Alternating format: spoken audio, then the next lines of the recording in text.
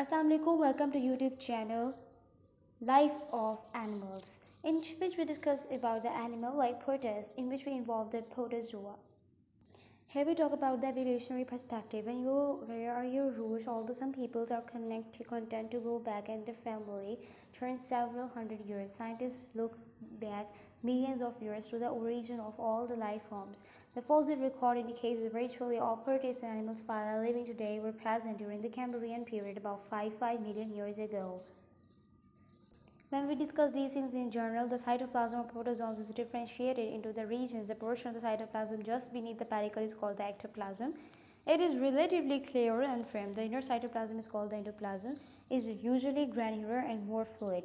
The conversion of the cytoplasm between these two states is important in one kind of protozoa locomotion, discussed later in the chapter. Most marine protozoa have solute concentration similar to that of the environment. Freshwater protozoa, however, must regulate the water and solute concentration of their cytoplasm. When we talk about the maintaining homeostasis, the organelles are similar to the organelles of other eukaryote cells, carry out the same specific functions in protozoa. Some protozoans organelles, however, reflect specialization for the unicellular lifestyles. A regular arrangement of the microtubule called the pellicle underlies the plasma membrane of many protozoa. Here on the right side, there is a reproduction method. Both sexual and asexual reproductions occur among the protozoa, but the simplest and most common form of asexual reproduction is the binary fission. In binary fission, mitosis produces two nuclei that are distributed in similar sized individuals. Here you can see the genomic things that are interlinked with the ancestors and the descendants. The ancestors are the protists, then the ancestor animals, then the deuterosomes, and then the canoflagellates. Rapid diversifications and many extinctions, protosomes and the deuterosomes. Now, when we talk about the symbiotic lifestyles, many protozoa have symbiotic lifestyle. Symbiosis is an intimate association between the two organisms. For many protozoa, these interactions involve a form of symbiosis called the parasitism, in which one organism lives in one second organism called the host.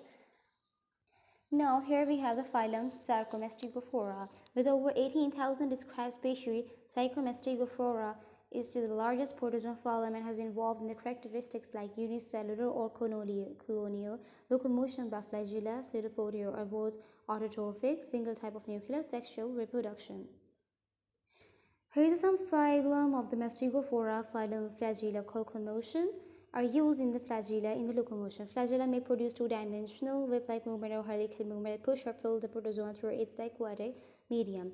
Class Phytomastigophora. The Phytomastigophora is two classes. The Phytomastigophora possess chlorophyll and one or more flagella. Sarcomastigophora. Here include the different stages of the protozoa, which involve their reproduction and the citizens. Here we have the summary of all the protozoa kingdom, and which involve the subkingdom protozoa, Sarcomastigophora, Amastigophora, and Lambrinthomorphora, and so on. Here you can see the distinguish between the Euglena. The locomotory part is the flagellum, and which is class Zoomastigophora. Members of Zooclass Mastigophora lay chloroplasts and are heterotrophic. Some members of this class are important parasites of human. One of the most important species of Sarcomastigophora is Trypanosoma brucei. Here you can see the salivary glands, the trypanosoma in the blood vessels, possess some signs and into the human body. Here you can see the amoeba, endoplasm, ectoplasm, lobopodium, and the phylopodium. These are the two locomotory parts in the amoeba. In the pseudopodium and paramecium, you can see the difference between. As you can see the foraminifera, as this foraminifera grows, it secretes new large chambers of the remain attached to the older chambers make this protozoa look like a tiny snails. Phylum Labyrinthophora, the very small phylum Labyrinthomophora, consists of protozoa with spindle-shaped monopodia vegetative cells in some genera and dimeoid cells of a typical gliding motion to move within a network of the mucus tract. Most members are married with the structured types of the sticky materials inside. Now we shall discuss about the phylum Apicomplexa.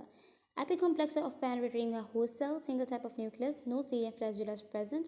Life cycle typically include the sexuals, in which we call the class Sporozoa, which are very active in the sexual reproduction. Some members of this class is including the Plasmodium and the Coconidium, causing a variety of diseases in domestic animals. I have to end my lecture here. Inshallah, we'll meet in our next lecture. If you like the video, kindly subscribe and share. Stay tuned with us. Allah Hafiz.